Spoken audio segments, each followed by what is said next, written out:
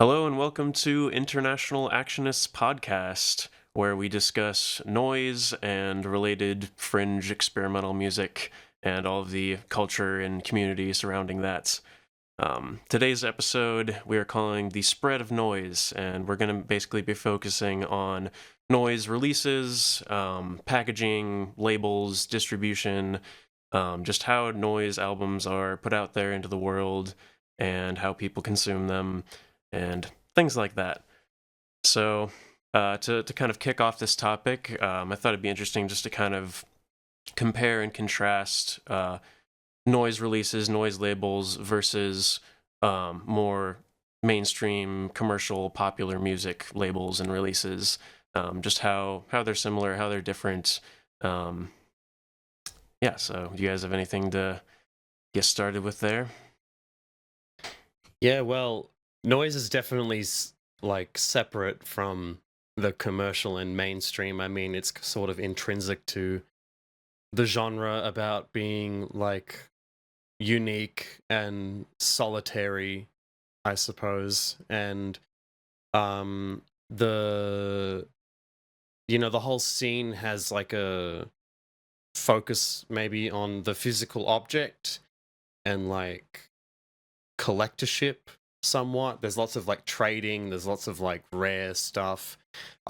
From my perspective, it seems like a lot of noise is more like of a obsessive sort of hobby or like habit. Even obviously you can just buy stuff, you can just listen to stuff, but I feel like there's a reason whenever you see interviews with noise artists, they always have like a big wall of tapes behind them, or they have like 1,000 some things on a shelf behind them. It's never just like I got my favorites and that's it. There's always like dozens and dozens, if not hundreds.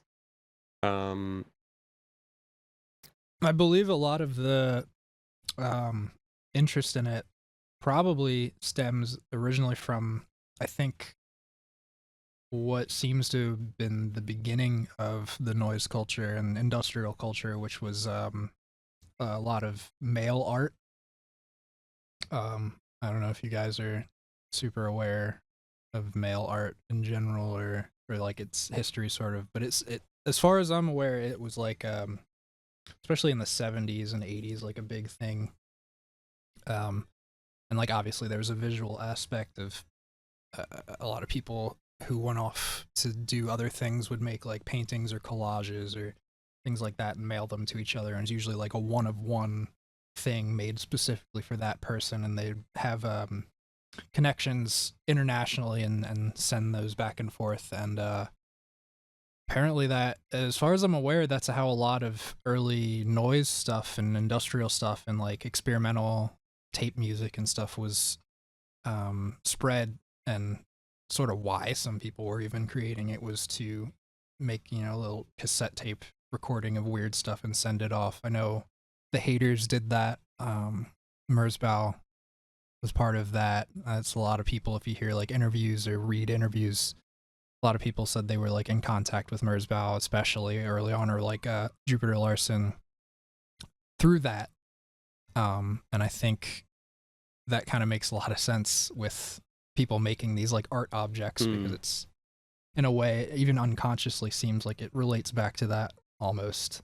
People trying to like impress each other, you know what I mean, or make something special. And now it's just on like a slightly wider scale, maybe.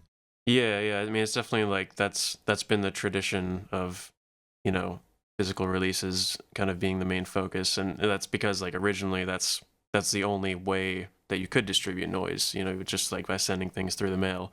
mm, And it'd often be to just like a few close contacts you just like trade tapes with and that kind of thing. And like that was the only, like that was the noise scene, is just people like sending things through the mail, trading tapes. It was always about like the physical object, and um yeah, that kind of like personal interaction with individual people. um so mm, now like things are a little different because we have the internet, we have like digital distribution.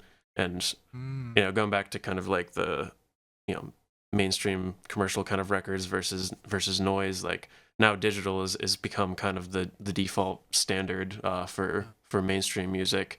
And of course, there is that has worked its way into noise as well with Bandcamp and all that. Mm-hmm. But I feel like as a contrast to more popular music, like there is still a focus on the physical object with noise, and I think like that ultimately just boils down to noise being just entirely for the art, like for the obsession and not for the money. Like obviously there's like a handful of labels that can actually make a living like releasing noise, but it's literally like probably less than 10 in the world, right? Like I doubt there's too many who like they just make a whole career out of just running a noise label. Like it's very much just kind of you do it because you love it, you enjoy the art, you're passionate about it, and the kind of commercial like capitalism aspect is minimized, if not completely removed. You know, now I'm wondering too, and I hope this is not derailing anything, but now that you bring that up in a way, I'm almost thinking about it in terms of I wonder if that digital platform, in the same way that I always think of the internet and kind of the state of it now being like a double-edged sword with giving more access and connectivity between people all over the place, while also sort of having its downfalls equally. I'm wondering if there's an aspect of that digital distribution through things like Bandcamp and stuff, especially when it's sort of the sole distribution for an artist or a label. I wonder if there's like some of that personalization kind of being removed.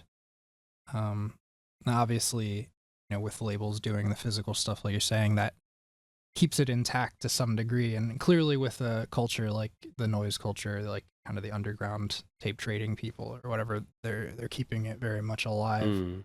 But I wonder if there's like a subset or a generation of people, even within a niche culture such as this, that is almost like going along with that depersonalized aspect.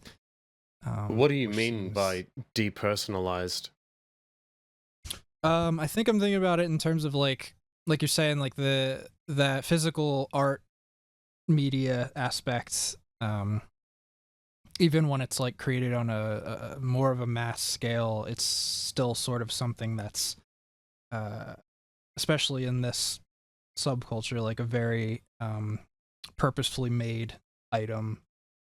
It has charm, I guess, for lack of a better word.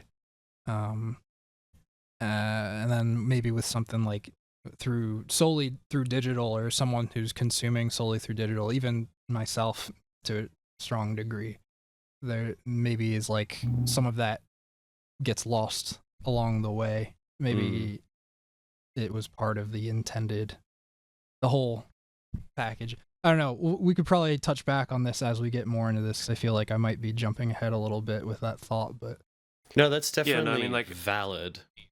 Sorry, go on, Caden.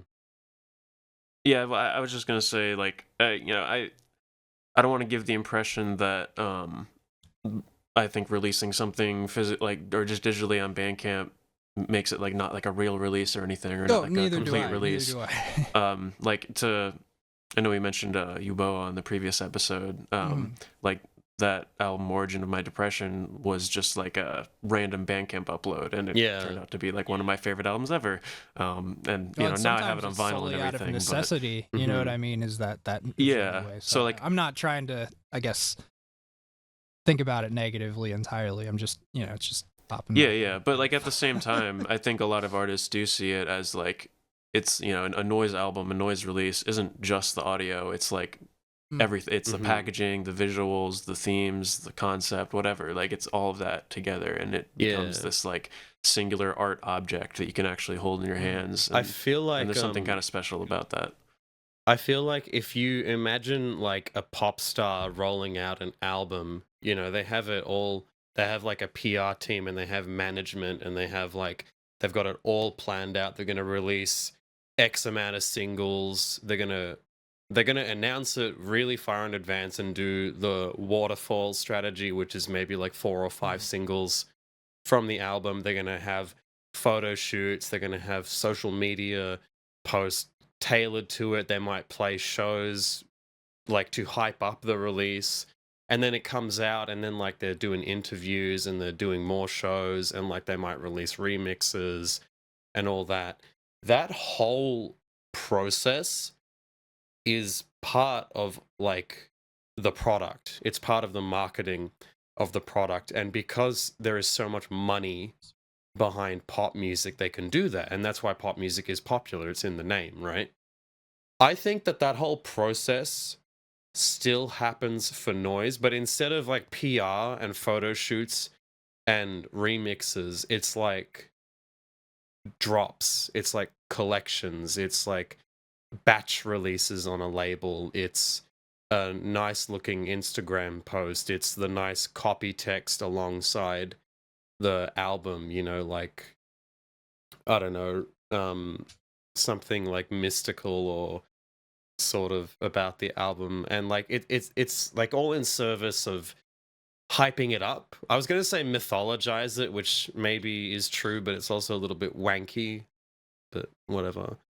um It's almost sort of the same process, just minus the budget a lot of the time, if you think yeah, about you it. know, like even me having released stuff on my label, I'm thinking like, shit, I got to put I got to like advertise these things. I got to make sure that they're all like readily accessible. I got to make sure like it's as easy as possible to access, which I know some people would take issue with in the noise scene. Um, but like, I guess my main point is the difference between like a noise indie release and like a major commercial release is the money, and Mhm. noise people like physical stuff. Actually, no, you know what? That's not even true, because lots of um commercial pop music fans buy vinyl. They buy vinyl. They buy like color vinyl um variants and stuff. So I think maybe it would be interesting to like really pick apart what is the difference, because you know, as I'm saying it, it's coming out of my mouth. I'm going, hold on, we're really not that different. It's just that one of us likes people screaming with distortion, and the other one likes dance pop music, and some of us like Yeah. I both. mean, I think the main difference is just that, yeah, like that DIY aspect of just like the whole kind of, I think, philosophy behind noise is, again, like anyone can do it. You just have to have an idea. You have to be passionate about it. And, the same thing goes in with releasing things, with doing special packaging. It's like a lot of times, you know, the edition number that you put out is just however many tapes you had laying around, or like, Mm, the way you package something is just because you happen to come across, a bunch of like circuit boards or bits of, whatever, broken scrap, whatever. And you're just like, oh, I could assemble all of these into a tape release, and so that's what you do. mm. Like, it's all just kind of, I think, I remember reading interviews with Dominic Furnau where he uses the word necessity a lot. Like I released, these things a certain way just out of necessity, because like this is just what I had. Like, and it's just, you just make do with what you have, pretty much. Mm. It's funny too. Something I was thinking about before we started talking was, especially since you mentioned the pop aspect and drawing comparisons, is that and I think it's still like this. It probably is, just because there's such a strong culture of it in the general part of the world. But I remember being introduced to the idea a long time ago that, of all things, K-pop has a very strong physical special edition media culture to it. Yeah, Um, and which is crazy when you see that for the first time. You go to like a store that has a bunch of the CDs or something. no, you know what? You're totally right, because I think Japan and Korea still Mhm. have a really big physical media Yeah, presence. exactly. And you know, us English speaking countries, America, Australia, most people just listen to stuff on streaming. Like there's like recently, Mhm. there's a large retail chain in Australia called JB Hi-Fi. Imagine like Best Buy. It's like Best Buy but Australian. They used to have a huge CD section. Now it's like tiny, and they have vinyl instead. Mhm. And I think that's Yeah, it's hard to really know whether interesting.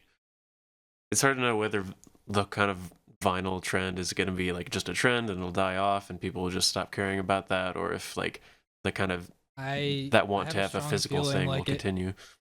I have a strong feeling as an insider, as in I work at a record store, but through my own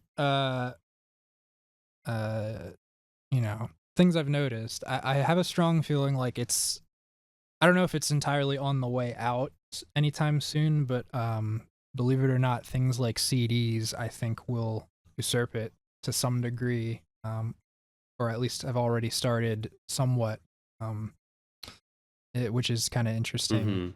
Seeing a big thing of my last job I saw a lot of times was that I realized that you can really follow trends on things like that by watching this. It's gonna come out really weird, but watching younger people, Okay. Zoomers, just say it. watching Zoomers, watching kids coming in and buying CDs, which I think still follows along with in a similar vein kind of trends of the moment, but a lot of younger kids getting into music of a certain era, 90s, early 2000s, an era when vinyl production was at an all-time low, and a lot of bands, at least in the mainstream, if they were putting vinyl out, it was in such limited numbers, if at all. Um, which is as a side note, is a reason why a lot of 90s artists, like big time artists and early 2000s artists, if you find vinyl pressings of their albums, they're worth a lot of fucking money if they haven't been reissued. Yeah.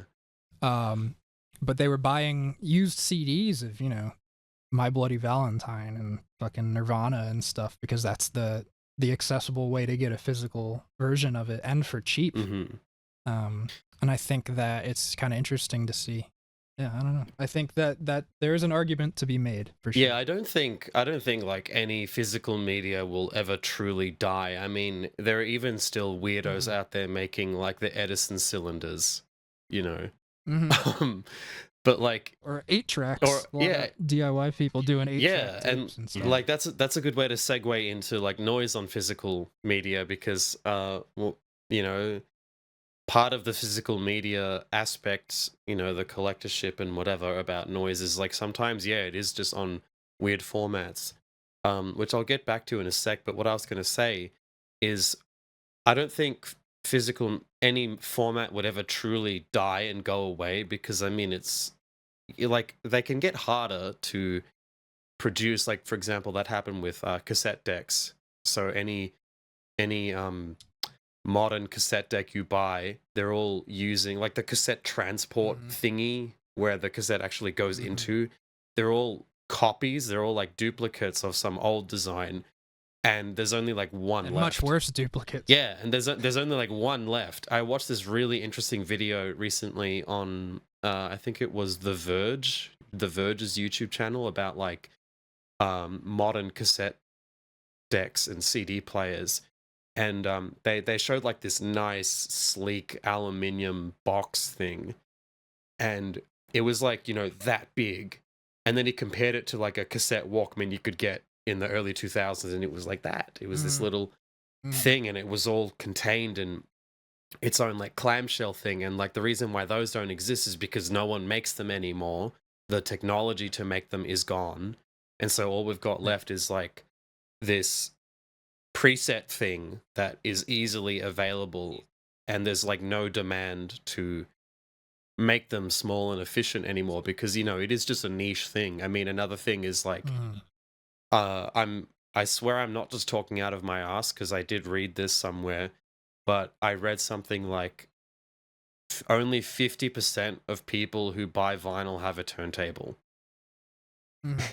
Yeah. Well, yeah, I think like that kind of, like almost everyone has some kind of collection, right? Like people enjoy collecting things as a hobby. Like a crow. So I think as long as that's still the case, like anyone who's like really into a certain artist, certain type of music, whatever, is going to want to collect physical things like from those artists, Like that's just kind of a natural thing. So yeah, I agree. I don't think it'll ever die. Like maybe the formats that are popular will change or whatever, but Yeah, I think it's all cyclic like anything else. I mean, yeah, I'm sure vinyl will fall out of trends at some point, which I am personally looking forward to because then the cost of producing my own record will drop Yes. significantly, which will be fucking awesome, and also the wait times.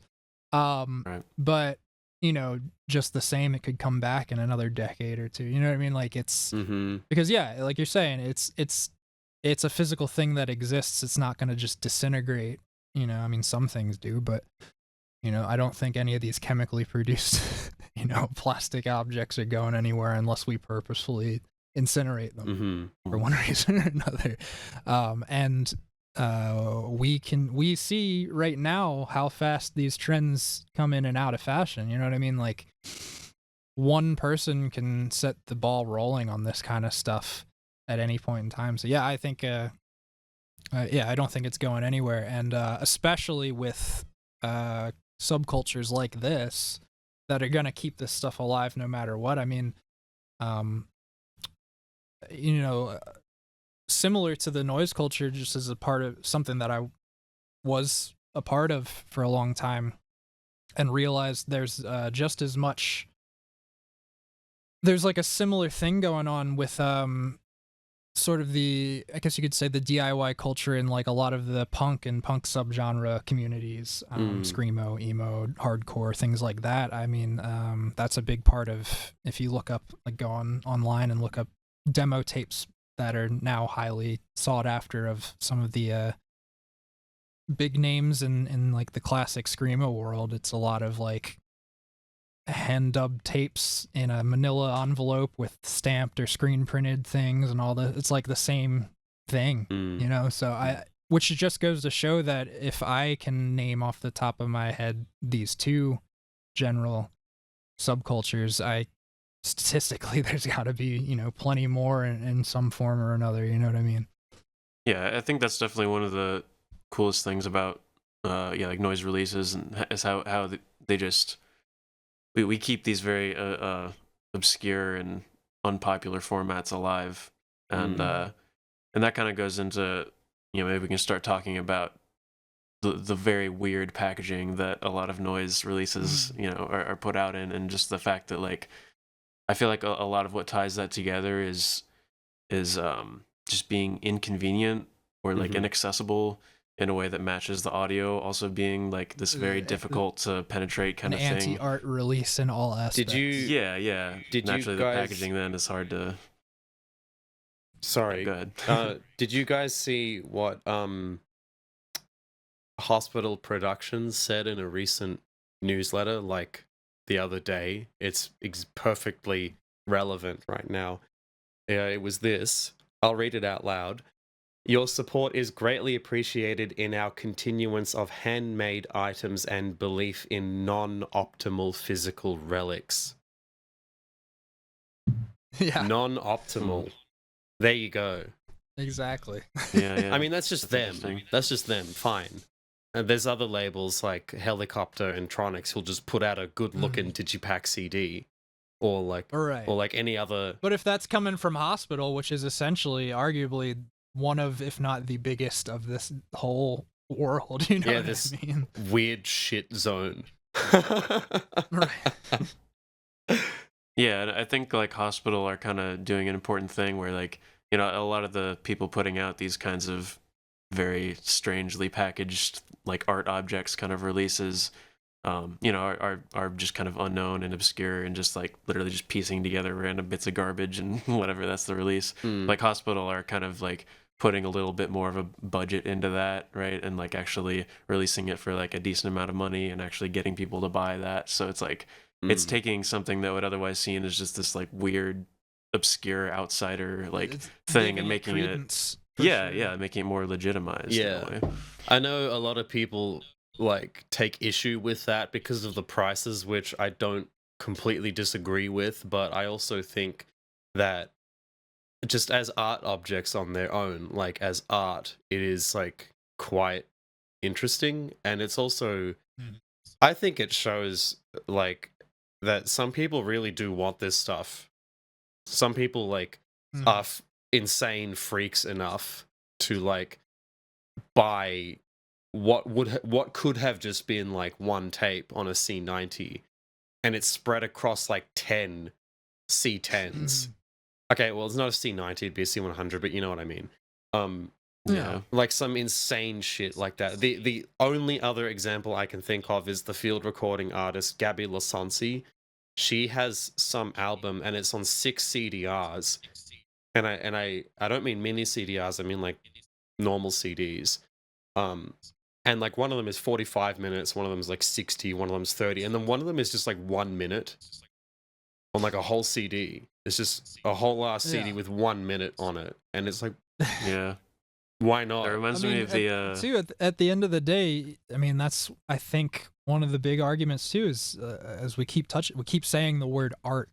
You know what I mean? And I mean, whether some people want to disagree with it for their own personal reason or not, this stuff, just like anything in this world, is to some degree art. It's considered art. And I mean, if you want to take that to the more casual definitions of art, you'd see the fucking prices people pay for fucking that stuff, bro. I know. in the mainstream. Caden. You know, so it's in the same, you know what I mean? To some degree, it's like you're saying, if someone wants it that bad, you know what I mean? They're gonna, and they're, regardless of how it's, if in fact, not even regardless, because of how it's presented.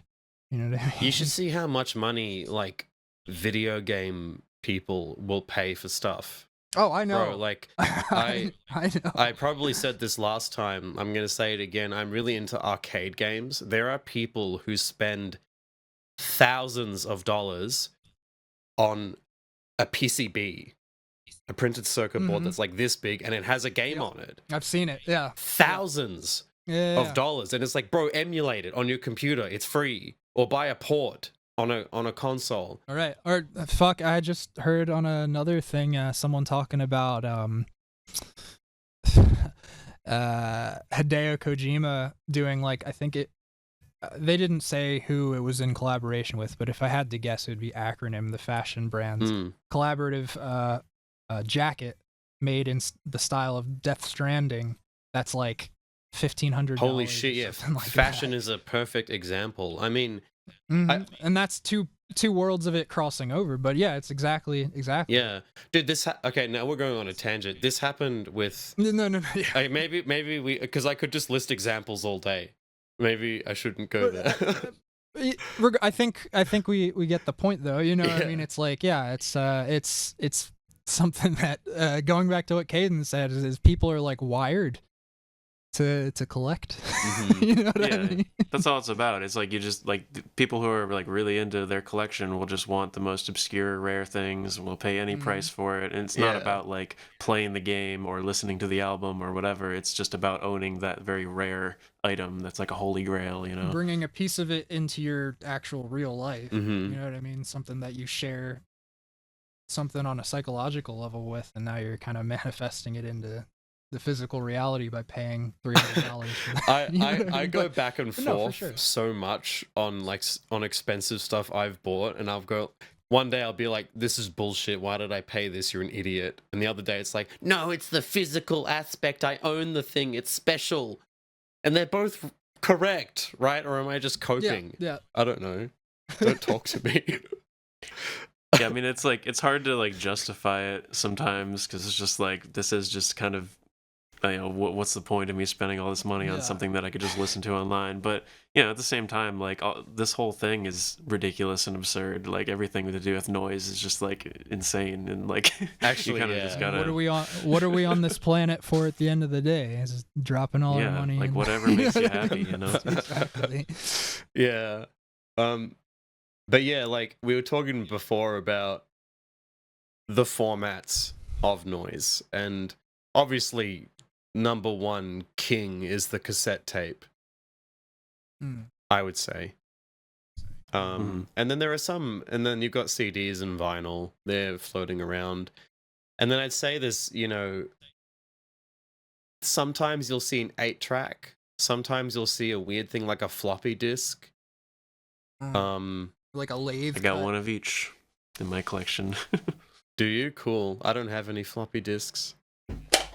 Yep. Oh shit. Got this. I was gonna show this off at the end of the video, but I think this is an 8-track, right? 4-track? Yeah, maybe? yeah. I don't know. That's Yeah. sick. Anyways, I'll save that. All right, we'll get into that later. Why do you guys? Why don't we talk about like the popularity of specific media? You know, why is tape number one? I think personally, like I was saying earlier, harkening back in a way historically with the whole culture, that's probably at least an initial starting point, and that I think was built out of necessity, just because CDRs didn't exist in the 70s and 80s, but also the costs, tapes until more recently in the world were always cheap as shit. So that was always probably one of the most important aspects that probably trumps all other factors. But also, I mean, I'm sure there's, at least for me personally, I can speak on, and I know, Johnny, we were talking about this a little bit last time, the sound of tape. I mean, when you put something onto magnetic tape, it is manipulated to a degree somewhat. It is now, it's like almost a different product in just like a minuscule way, but through the compression and the saturation of all the stuff and I think like one of my coworkers was talking to me about this recently in relation to tapes a little bit, because he's someone who's really into tapes. We throw shows at my work, and he always tries to record like sort of a bootleg style live recording of the show on cassette tape. Sick. And sometimes mini disc too, but he'll do the cassette tape. But he was talking to me a little bit about it, and he was saying like, his philosophy about it in a way is that once it's on something like an analog format in that way, like a cassette tape, it's become like a physical thing. You know what I mean? Like, you can argue like a CD is a physical thing. I mean, it obviously, technically, but it's still kind of producing or reproducing digital information. Yeah. And if you're one of those people who's sort of in that argument, whereas with a tape, just the same as a record, which a lot of people argue for, is a physical thing. It's the physical recreation, or the it's transcribed physically and it's reproduced physically through analog format or whatever. And I'm sure that's not one of the most important reasons for a lot of people, but that I'm sure is the reason for some. But I think also it really goes back to accessibility originally, and maybe even still to this day to some degree. There's an accessibility to just recording onto a tape. I think as that's not on other things. When like the tape trading started and like noise started, like let's say in the 70s and 80s, tapes were definitely number one because of the accessibility and the low cost. Nowadays that's not necessarily the case, because you can, obviously digital is free. You can just, well, and CDRs are very cheap. Shit. But another thing, like now that tapes and digital and CDRs are all basically equal in accessibility, of those three, well, okay, never mind about digital.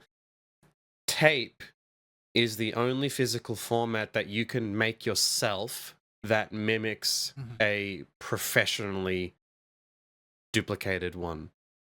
You can't press a proper CD at home.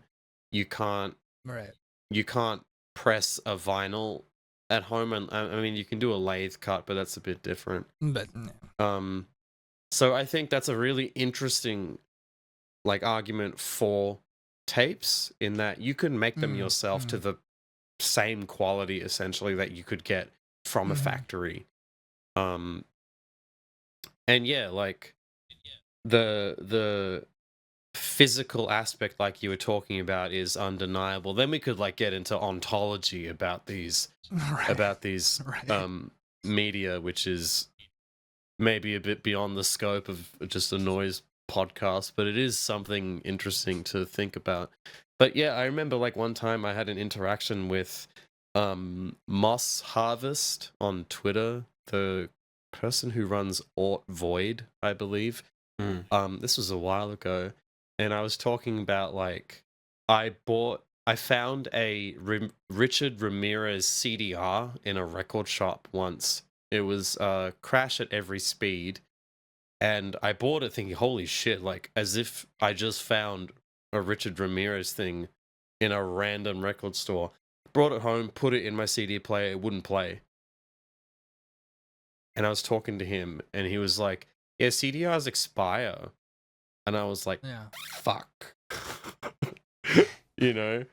I know it depends on like the manufacturer and like the writing speed and all that stuff, but Oh no, I mean that's a really good point too, because as my friend who I also called out in the last episode, Mike Videopunk, has said before, because he does a lot of things. He's historically done a lot of things on VHS tape.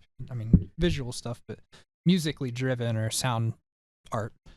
But he argues for tape as the main medium, because that's one of his points is unless you surrender it to the elements, magnetic tape is going to hold up. Yeah, it'll age a little bit, it might warp, but it's going to be there, you know what I mean? Especially if you take good care of it. Yeah, I mean any format will eventually decay, if it's, and faster if it's exposed to certain conditions, of course. But yeah, I mean I think the way I've seen it as far as like the best types of audio for the different formats is like, what's made sense in my mind is if you create the noise or music or whatever it is, like using analog gear and like analog equipments, it just makes sense to put it on either tape or vinyl because those are analog formats. Whereas if you create it like fully digitally and like it's all just ones and zeros, that's the entirety of the audio, the source and everything. Like, why would you then put that onto analog? I mean, I've done that before or whatever. Like it's sometimes it can sound fine, it doesn't necessarily make a huge difference, but I just like, to me that's what makes sense. Like it's made digitally and it sounds digital, just keep it either CD or like streaming. yeah. And if it is made with analog gear, but I think there's definitely something about like classic harsh noise, just kind of that like overwhelming dense like wall of crunch. It just sounds good on tape, like It specifically. does. It's that I don't know what it saturation, is, that compression. I mean, fucking, yeah. I was listening back to that interview with Anthony DeFranco on Noise Extra from Ramla and JFK, and he was talking about when he started making his stuff. He was using a specific Fostex 4-track recorder, and it was just those particular machines, the way that it records it and compresses it and everything. It's like so unique sounding that was like just as important of an element to him making that music as anything else. And it's definitely kind of, I think, the same sometimes just playing back is just the way these machines reproduce it, Yeah, but that being said, I feel like probably the most important factor isn't so much like the audio quality, the sound that differentiates the different formats. It's like more just the convenience, the cost, there's like whether it is like that DIY, like you can just do it yourself, you can just buy a bunch of tapes and dub them, and you can do that all at home. Like that's definitely the most important factor as to why that's like that format in particular. I think is stood the test of time. I think too that actually, yeah, that DIY aspect is probably just as important as a factor. It's like something that you can't so much put a finger on, but it's like having a tape in your hand. It's like there's a feeling to that. You know what I mean? It's it feels more human or personal. Yeah, like I don't know how I would. A lot of this stuff, is just subjective. A lot of this stuff like varies person to person and across time as well. Because I was thinking, Caden, what you were just saying about accessibility to the physical format. If you solely cared about only getting your music out there, you wouldn't do physical. You'd just do digital. Like if you just wanted people to hear it no matter what, you would just do physical. But then you have to take the next step, which is like, okay, I want people to own the thing. How? And then there's pros and cons to all of them. You guys, we were all talking about tape saturation and how awesome it sounds, because it does. I was thinking about how fucking loud CDs can go, man. My God. I have some of the LHD and like Cherry Point CDs I have to make sure I've got my stereo turned all the way down, otherwise I will die when I press play. Oh yeah, I think the Cherry Point has some of the loudest mastered recordings like I've ever heard. Holy It's just, like, shit, dude! I insane. know. And also, I mean, still too touching back to the analog versus digital kind of stuff. Something on a CD or something digital is gonna be, well, CD especially, because digital, it really, you got to get down to arguing about things like bit rate and whatever. But with a CD, that's gonna be your literal 1-to-1 way to reproduce recorded sound. That's gonna be the one way to do it, because again, things like tapes, they're gonna add the saturation or whatever, and depending on the machine you have, it Oh might be a yeah, little you meant like off. in like transparency terms. Yeah.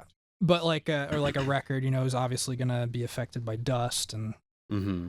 maybe the quality of the pressing. But a CD is gonna be the exact, always gonna be the same recording. And Yeah. again, we could like, I don't think any physical media is infallible, because you can have like a scratch CD or whatever, but like CDs are probably like the closest to the original thing, because if you scratch a CD, it's more like you've interrupted its function rather than like altered how it sounds. Does that make sense? Yeah, it Yeah. changed the way it plays back rather than changing the audio itself. That's all in it. Yeah, like it's still there, and if you rip it with software like EAC and you turn the error correction all the way up, you can get it back. It's still in there. You can't do that with vinyl. If you scratch a Yeah. vinyl, Well, you're fucked. It's just gone. It's a new recording. It's a new recording. Yeah. You've just, channeled your inner Otomo Yoshihide, obviously, and just fucking slammed a tone arm right onto the thing and put distortion on it. Let's go, dude. Well, so something I was just thinking about is like, like, as you're saying, like the CD or digital is like as close to the original as possible, right? And that includes like, I think an important distinction there is the high end, like the high frequencies are maintained a lot better Yeah. with CD than with something like The tape frequency or even range. vinyl. Yeah. So like with CD, in a way, you can get like a lot harsher of a sound than with something like tape, and that makes me think like, so why do so many harsh noise people enjoy on tape more than CD? Like that kind of sound, like maybe Yeah, little baby to some degree, you need to kind of like smooth out the harshness a little bit, so it's not like so overwhelmingly ear fatiguing. Like if you just cut out a little bit of high end, then it's like, all right, So this you is can like easy slow down listening your now. tinnitus a little bit. It's funny Yeah. because like harshness of sound is perceived as a psychosomatic response in humans, because we perceive different frequencies as different intensities. Like we don't, I don't know how to quantify it, but like if you had a graph of like like a like 0 hertz to 20,000 hertz, our ears don't just hear in a perfect linear line. We hear like maybe 10,000 it's like it like sounds louder than a sine wave at like 100 hertz of the same amplitude. That's why people love like lo-fi music. They love bass. They love feeling it. No one's at a concert going like, turn up the treble, Mhm. Yeah, well, and that's something that like Prurient, I think, was specifically trying to, flip around on its head, right? Because he was saying like, I like to work with this like high end mic feedback, Yeah. especially in his like earlier performances, just like pure like high frequency focus and like not having that kind of heavy bass that people, are more used to, I guess. Yeah, dude, some of the stuff on I Used to Sell Flowers by the Roadside is really hard to listen to. Like Oh yeah, that was kind of a chore to sit my there, for God, sure. it is like absolutely piercing high-end tones. like, fuck, I had to turn it down. It's like, imagine being in the room. How did he do it? I don't know. How is he not like deaf? Maybe he is. I mean, Literally. there's even like Masana where it's like there's virtually no low end. No, his bro's just screaming and like thrashing shit Yeah. around at high frequencies. It's awesome. What are some of your what's your personal favorite physical format for noise? What if you had an album you liked and you could either buy cassette, CD, vinyl, or whatever, what would you buy? It's the same recording. Nothing different between them. What would you buy? I'd probably go for CD myself. Yeah. I mean, I think probably I would choose vinyl, even though I haven't been getting that much vinyl recently. But I mean, I think tapes are just more. I mean, that as far as noise specifically, like, tapes are kind of the status quo. Like, obviously there are vinyls, but like, if you go to a noise fest or something, like, people are going to be selling tapes, right? Maybe there'll be a couple people with vinyl, but it's mostly going to be tapes, or CDs. CDs, I feel like, I mean, I don't mind getting CDs, but it's something in the back of my mind is always kind of like, I'm just getting what I could just hear online. Like, there's no real difference in the audio. That's so true. It's like, why am I even like paying? Like, I don't know. So I would say, if I, hypothetically were in a situation, someone was like, here's all 3 versions, they're the same thing, same cost, and I would pick one, it would probably be a record as well, just because, I mean, I'll admit it, like, I am one of those people that doesn't really have a turntable right now, even though I work at a record store and have a small collection. But that's funny enough for me, it's the majority of my music listening is almost solely digitally these days. And if I collect anything, it's very, very particular. And typically if there's a vinyl edition of something, I pick that out. Just because, I mean, I guess to put it simply, it's like, oh, it's a big picture. Yeah. You know what I mean? This is bigger, yeah. But just having this big object. But I do also have, for my own personal reasons, sort of an argument in sake of CDs, and especially when it comes to something like noise. I do enjoy a noise CD here and there, and part of my reasoning is gonna be really unique, I think, to me. But it's there's something inherently funny to me about seeing something like noise packaged in a CD, because when I'm 31, having grown up in that generation where that was what I had from the beginning and knew as this is how you sell music, this is how you buy music, is CDs. So still to this day, when I see like a well-packaged CD, in my mind, I'm seeing this like professional thing. It's like sleek, it's, compact, it's legitimate.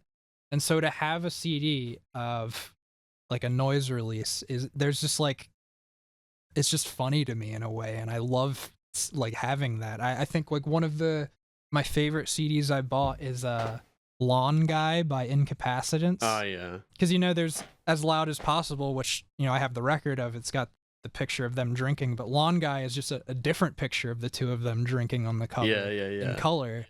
And I thought, this is hilarious. Like, this is a CD, but with these two Japanese guys drinking, and it's noise. It's just harsh noise. I don't know. Awesome. That's just, I love that. I don't know why I thought of the Hijo Kaiden album called like Noise from Playing Cards, I think, and the cover is just like a shop, like an aisle in a supermarket. Yeah, I think. I don't know. I can see your perspective. Yeah. I find it funny. Again, it's like so subjective, because even again, as I posited that question before, I thought like, no, it has to do with what the music is, and like what like how the track sequencing, and like if it can be split nicely into sides and that kind of thing. But a funny example for me is when something really long, like a really long album, gets pressed on vinyl, and so you've just got so many discs. And I And I they, get like, it, split A tracks band in like half and Swans stuff. is a Bro. perfect example. bro. Yeah. I have Where they press a different track listing because they have to fit Bro, it. I have NTS sessions by Orteca on vinyl, and the last track is split over 3 sides because it's an hour long, and it's like, no, you just had to do fade outs. And I got Rainbow Mirror on vinyl. Like, it is not suited to vinyl. The box is awesome. Oh yeah, The box is I got that on CD because I'm just like, I'm not getting this on vinyl. This is like ridiculous. the box is fucking sick, and you know, I like seeing there's the logo across all the 7 sleeves, but it's like, why is this on vinyl? This is ridiculous. It's the same with the Hafler Trio and Orteca reissues that came out on whatever label. They're like really subdued drone stuff, and it's like on 8 LPs. Like, why? Just put it on Yeah. a CD. I don't know. I feel like for me, the more important deciding factor of whether or not I'm gonna buy a physical release is not so much like what format it's in, but just like the packaging and like because like I think specifically where I buy most of my noise things nowadays is just when I go to Skeleton Dust Records. I'm sure you guys are familiar at this point with Mhm. that. Mm-hmm. Like yeah, I usually go there once every year or two, like to visit family and whatnot. But yeah, like he has such a good collection all the time of just all these crazily packaged things, and that's one case where I'll just like blind buy a bunch of stuff just based on the packaging. I'll just be, this looks crazy, this looks so Yeah. unique and interesting, and I just want to own this as an art object. And it's usually not crazy expensive, like a few bucks, you know. Mm. So it's like, why not just get this like really interesting piece of art? I don't even really care what the audio is because I just want to own this cool looking object, you know. Mm. You know, it's interesting that you bring that up too, because I'm realizing now maybe that would be more of an important factor for me if I were physically around more of those things from the get-go. I feel like I'd probably own a lot more of the same stuff if I were going to a store like that more often, you know. It's because that is a thing nowadays where buying a lot of these things is done online. And so, you know, it's, yeah, you don't get the physical aspect of seeing it in person. And I feel like that's probably an important factor for some of this stuff. Just the same, I think I'd be exactly the same of going, what the fuck is this? And it's not that expensive. I will totally fucking buy this. Mm. For sure, yeah. But Like if I'm I seeing hardly it on ever. Instagram, it's not doing the same. Yeah, thing for me. I hardly ever like order albums online. I mean, maybe when I have more of a good setup to like, like a stereo system and all that, and I have all that in place, maybe I'll be more likely to buy more stuff online. But like the way I've been operating the past several years, like I don't really just like order stuff. I kind of just wait to go to Skeleton Dust or one of these other record stores that actually has this kind of stuff. Because yeah, like you just don't get the same feel of like what something is if you're just looking at a few images online. Like when you actually see it in person, it's just like this whole new dimension, you know. I personally do buy lots of stuff online. I will see a nice photo on Instagram and add it to my cart. I am very affected by propaganda. I'm sort of jealous of you guys in like, oh, I can just wait till I go to a record store. I don't care that much, I'm like annoying, I think, in that sense. Something will be in my discogs want list for years, and I see it, and I'm like, I salivate a little bit, and then add it to my cart, and I don't know, it's just a spectrum. We talked about this last time. You've got like what did we call it? It was like the beard strokers versus the something. Oh yeah, the minimum The physicality headbangers. stuff. The headbangers Yeah, versus the headbangers beard and strokers. strokers. Yeah. Yeah. Mm-hmm. I'm a beard stroker, I think. I feel like I would probably, yeah, because well, that's a big thing for me too, is, I have years long discogs want list, but I guess like there's probably an aspect there of conditioning where I maybe part of me knows subconsciously that there is a possibility of going somewhere to seek these things out in person. Mhm.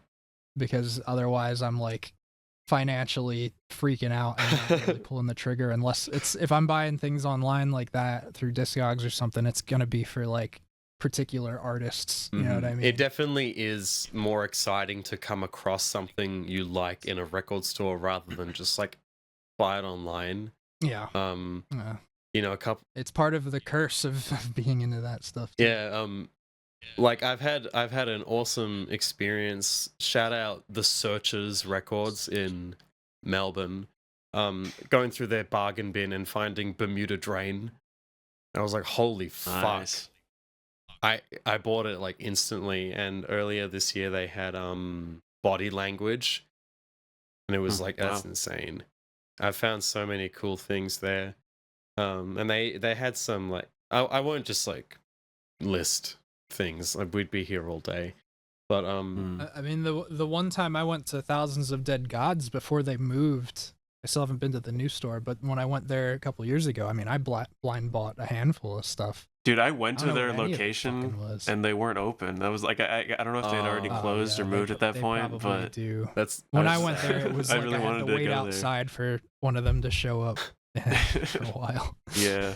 but yeah, I blind bought stuff. I mean, I didn't know what the fuck, but it looked interesting. Yeah. I got one. It's a tape, and it says "fuck you" /idiot. hell yeah.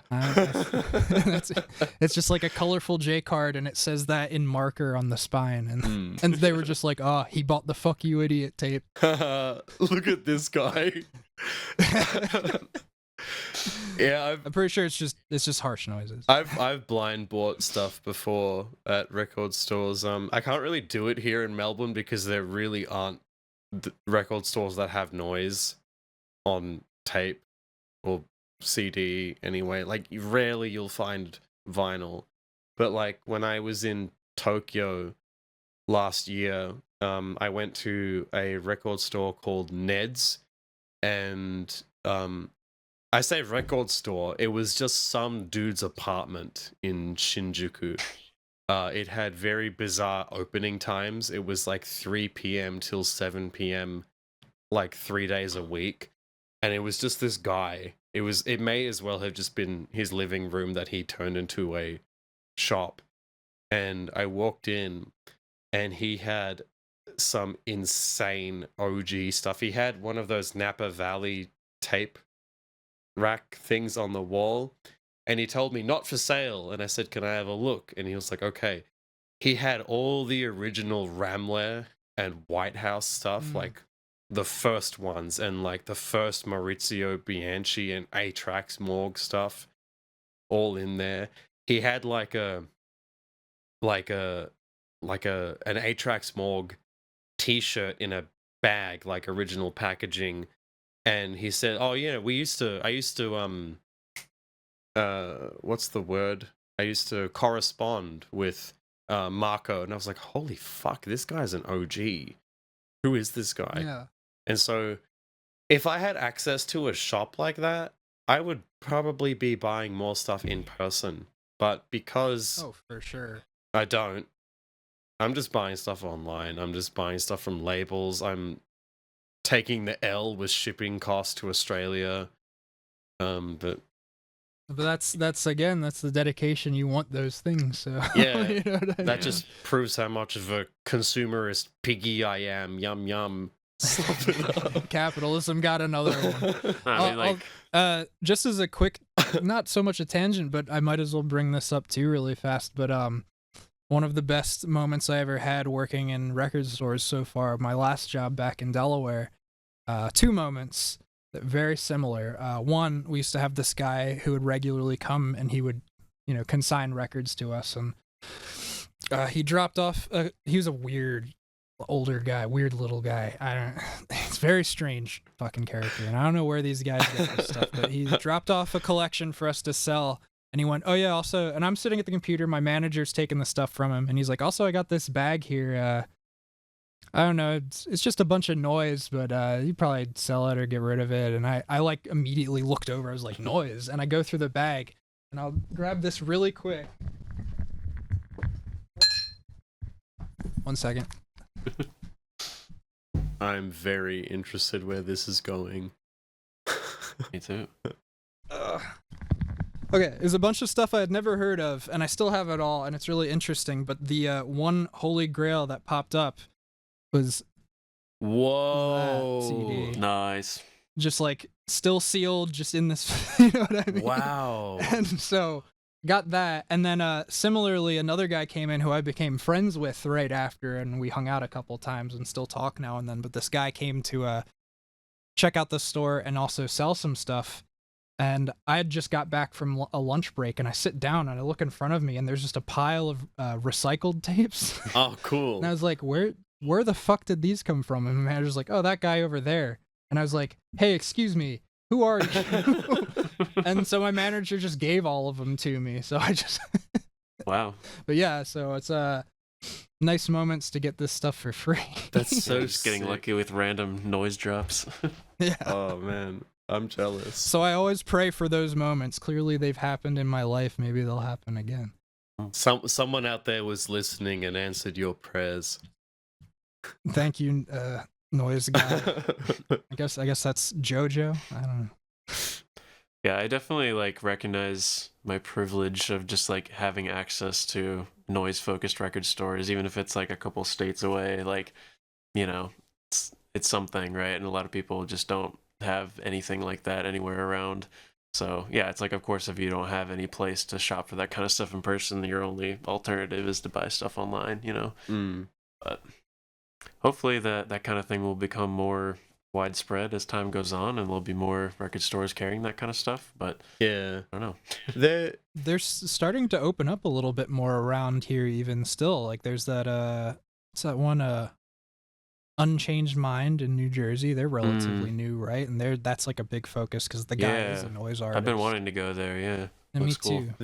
there's one in New York, I think. I don't know the name, but one of the guys from DSM-3 opened it or ran it. Oh, I know what you're talking about. I Yeah. don't know his name, and so I'm just but they're opening up. Like there's one here. I know that they're not specifically noise, but a record store here opened up named Black Sound, and it's like that's a victory. That's a win. I love to hear Yeah. it. You know, when a new one opens up instead of another one closing, which you're more likely to hear, I think. So Yeah. that's definitely a reason to go shop at these record stores, is so they stay alive. You know, Mhm. and I want them to stay alive because I think, you know, we're spent this whole time talking about like physical versus digital and whatever. We could talk about that in terms of like shopping, stores, Yeah. whatever. Discogs isn't going to die. Amazon is never ever dying, right? Unless like a Earth-sized civil war happens or something, right? But like Yeah. your local record shop can die and will die, Mhm. you know. So Right. I wish I could just go buy more of this stuff in person and give this person and put the money back into my local economy instead of just some Discogs reseller from 20,000 kilometers away, you know. The less you can surrender your fate in the hands of the postal service, the better. You're speaking my 'Cause language. Those guys are idiots. My God. I have a personal vendetta against DHL. Yeah. It's all USPS for me, but you wouldn't know. But I'm sure you understand. Oh, I lost something through USPS once, but thankfully it wasn't anything that important. Makes sense. They do that. Yeah, they like to do that. What do you guys, speaking of Discogs, why don't we open this can of worms? Okay. What do we think about Discogs in terms of noise, collectorship, buying stuff, flipping stuff, getting a living off Discogs like Ron from Records does now? Hmm. Mm. Yeah, I mean, technically, I do. well, it's interesting to think like, you know, we all discovered noise through the internet, right? And it's like our kind of first exposure to all this is just listening to it online. So like, I mean, probably pretty early in that process, we all discovered Discogs, and probably through that primarily discovered that there's all these physical things that you can collect within the scene. So I think discogs is cool and definitely like is a thing that should exist, right? I mean, just to catalog everything that's put out. Um, and of course, there's a lot of stuff that doesn't even make it on there. But I think generally, like, it does a pretty good job of showing what's out there in a way that is not really like these things are not found anywhere else online except for on discogs, right? There's a lot of stuff like that. But yeah, then there's the whole dynamic of people reselling things at higher prices, blah blah blah. I mean, I've gotten a few things off of discogs, but I don't personally like buying stuff from there. Like if I can get it from the label or from directly from the artist, I'd much rather do that. And if I can't, then like whatever, I'll just move on to the next thing.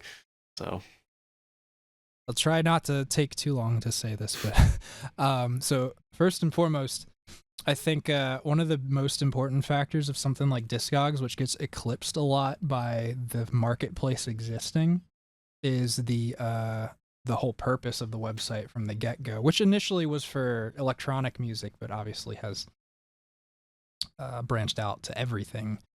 Is the whole point of it is to archive physical music media, which I think is, like, to Caden's point, is how a lot of people, us included a lot of the time, if not initially, at least for many of the artists that we know and love, is the way to discover the existence of these things.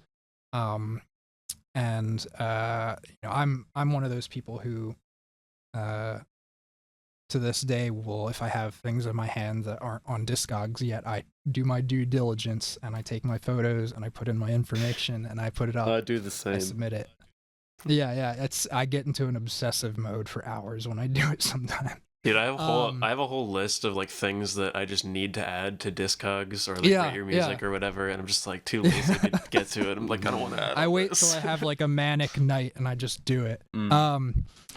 But as someone who works at a record store where our literally our primary source of income is through discog sales, I can say I feel both sides of the whole thing, especially because I think as any one of us who buys music through there, we know the fucking pains of how collector culture can jump values up and make things unobtainable unless you're fucking rich as shit.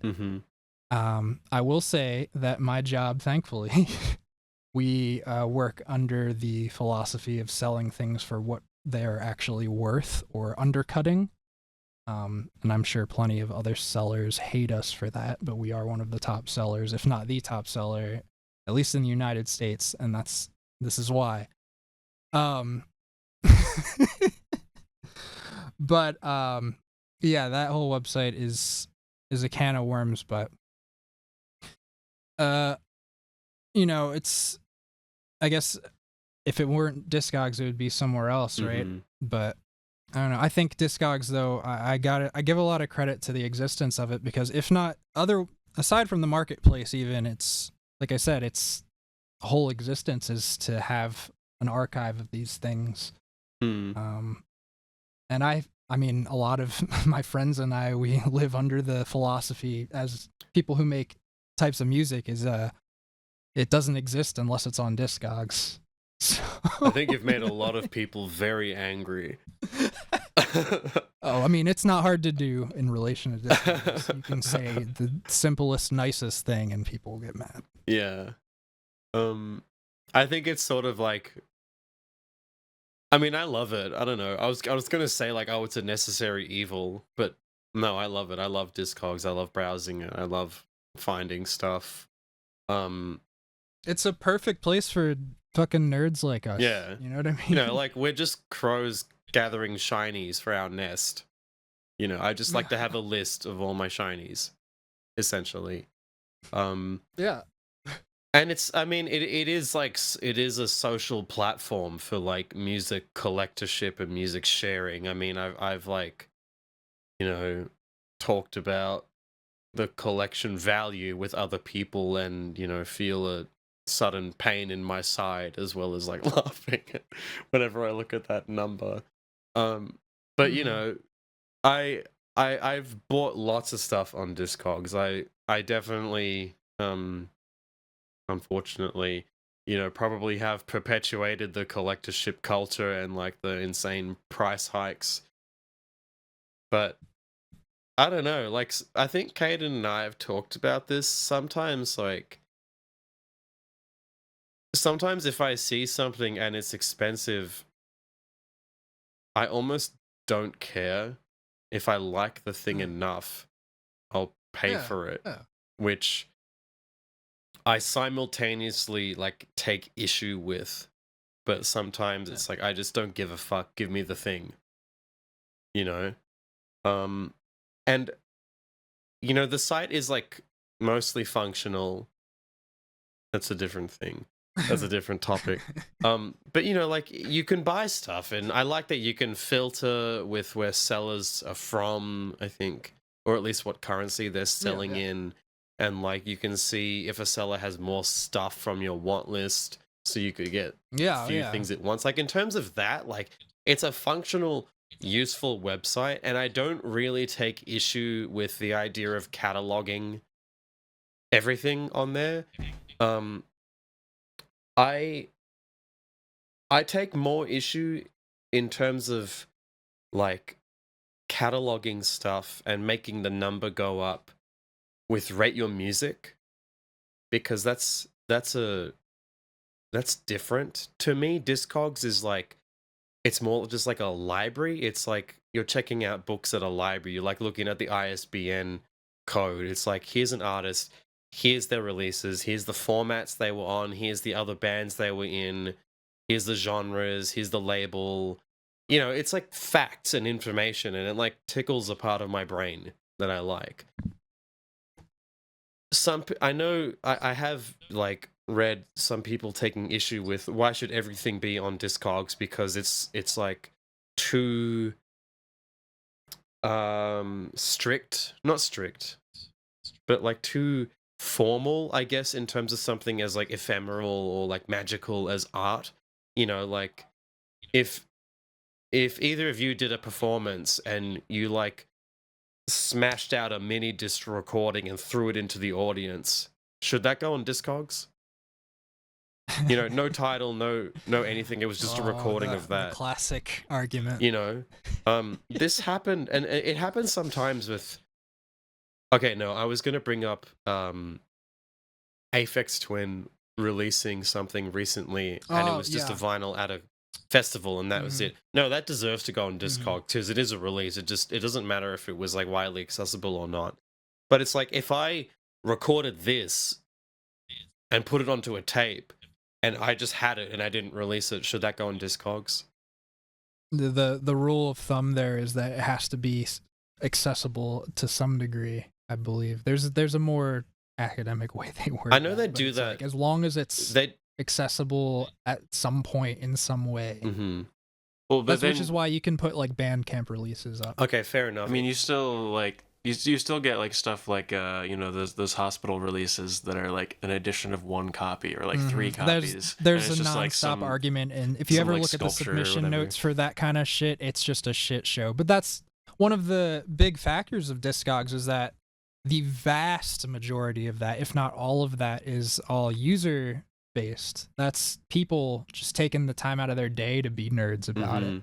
Right. Which you can argue the positives and negatives of that, but I guess that's that's community driven. That's working together. You brought I think go on, Caden. Sorry. I'll say it later. I was just gonna bring up another aspect of Discogs that I feel like we need to discuss, which is just the releases that get banned for sale. The reasons why. I mean, that's another whole can of worms. Yeah. But I feel like a lot of that does specifically target like the noise and power electronics scene. No, it's true. It's true. Yeah. One of the arguments some of the people in defense of those give is that it's only going to push the value of it up. I never thought of it like that. Yeah. But, like, something my manager used to say at my last job was, like, if you go looking for something, you can find it.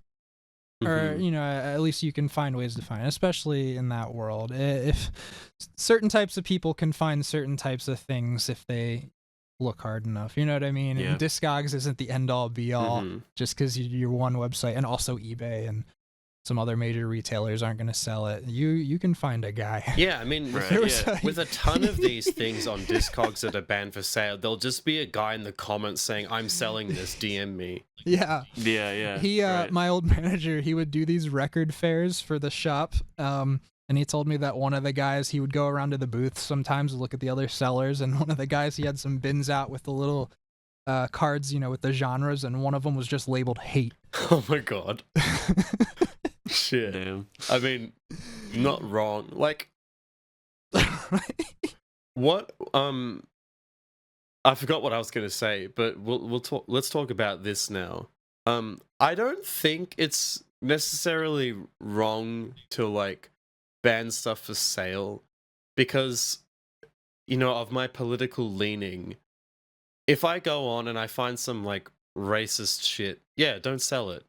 But that's because I wouldn't want it to be out there in the world. I think it shouldn't be accessible. But to another person, I understand that like that's sort of censorship in a way. And obviously like the more factual reason that Discogs block stuff for sale is the relatively not political part is, it's a bootleg and it was like not authorized. Mhm. Fine. Or a lot of times with bootleg stuff, here's a little insider tip. Certain labels and things like that, when you submit them, are flagged automatically, which actually can work against some things sometimes. I found out the hard way putting up a totally legitimate Soundgarden record up in my last job to sell, and somebody edited it wrong and put the wrong version of the label, and it flagged it, and that's where you can argue, especially against Discogs, is their customer support is awful. So they did nothing about it. But that is one way that some things are flagged. But obviously, in regards to the majority of what we're talking about right now, that isn't usually. Although, actually, no, it is the case sometimes, because there are numerous labels that are flagged from the get. Yeah. Yeah, I can understand why Discogs wouldn't want to be seen distributing materials that are That was my second point. deemed like hateful. Like I totally get that, and like as just like a company owned by people who like want to don't want to be canceled for shit like that. It's a like, private business. They can do whatever they want. But you know at the same also, time, like, yeah, but I was just gonna like what goes along with that is like, sure, there are legitimate, whatever, racist, like hateful kinds of albums and content that are just like explicitly pushing like Nazism or whatever it might be, and like I have no problem with that stuff being like pushed off to the side so it's not as accessible to people. But with censoring that, you censor so many things that are just using those themes and are not actually like actively being like spreading that ideology. I was thinking again, it's a spectrum, and one of the stupidest examples I can think of is Kufar's album Lebanon for Lebanese. The vinyl is banned, the CD isn't. Just inconsistent. And then again, that's going back to customer service doing fuck all, because I'm sure many people have noted that. I will say one more little bit of info that's relevant too to a lot of the times in regards to the sale specifically of that kind of stuff online is it's not always something like Discogs from the get-go. There is also the aspect of things like PayPal or whatever. I mean, they use PayPal. Services like that, they don't allow the transaction of things in relation to certain material. I know I was listening to another interview on Noise Extra they did with a woman who runs a vintage porn website. She sells collectible vintage pornography. And she said it took her forever to find just a broker to do transactions through, because she got banned from PayPal, even though it's it's not hate, but it's pornography, and even something as simple as porn is banned Yeah, through some of these things. So that is in relation to it a lot of the time too. People just like to direct their hate to the easiest target. yeah, something that they can put a name and a face to instead of, you know, parading in the street saying like, my dilemma is longer than I could put on a banner, you know. Right. But yeah, and like what I was saying before, it is a spectrum, you know. It's flagging something or blocking something for release is a binary solution. It's either like block it or don't, block it or don't. And like Caden, you were saying, there are so many artists and albums and releases that you cannot judge at surface value for whatever controversial or taboo topics they introduce. Like I understand, you know, some stuff is just obvious, but where do you draw the line? And this, I know this is more of a political problem. Yeah, this is a question that can get very, very deep. Yeah. And I know Caden and I have like DM'd paragraphs to each other about this stuff. Caden and I have talked about it a little bit here and there Yeah. too. So I think it's a conversation that's inevitable when you are in this world. Yeah. And another example is on Rate Your Music. They have a big banner at the top for NSBM, or just National Socialist material. It says like Rate Your Music does not condone the sale or blah blah blah blah blah of music like this. We are a music archive or library. We are presenting facts and that's it. You know, don't sue us or whatever. Fine. Again, it's another like band-aid sort of solution, and then like we could talk about optics and shit with companies, but again, that's a different podcast essentially. But like Rate Your Music also does it in, sometimes they block shout boxes or like the comment boxes on certain releases. Like I hate when they do that. It's so dumb. They've done Just it like silencing discussion. They've done it for I think every single Kanye West release now. And they also Like, what's the point? They also did it with Black Midi, that band. I don't know what the fuck happened, but it was like I think I heard about that. Someone like threatened to shoot up a concert, one of their concerts, and they blocked the comment box. I thought, like, wow. Like, just block the individual user if someone's threatening that. Like, bro, it was so strange. But a lot of those things, it seems like it's just like a kind of a snapshot reaction in order to avoid anything that could follow. I think, and that's like, oh, we did something. Sweep it under the Here's rug, kind of thing. Yeah, it's a PR thing. Yeah. I will say really quick, just before we may get off the topic, but when it comes to discogs, really quick, it, you know, in vain of the discussion we were just having a moment ago about supporting your local record stores, I will say in this day and age, this is kind of the reality of the situation. Is a lot of record stores, like mine, for instance, but not everyone, obviously, but a lot of the ones that stick around a little bit longer, it seems, just because this is the state of the world, are doing a lot of business through discogs. And there is an argument to be made that that is part of supporting some record stores now. For better or for worse. That's true. If you're buying, because you can see who I mean, if the user's a record store, it's supporting them, you know, yeah. even though they have to deal with the fees and this and that.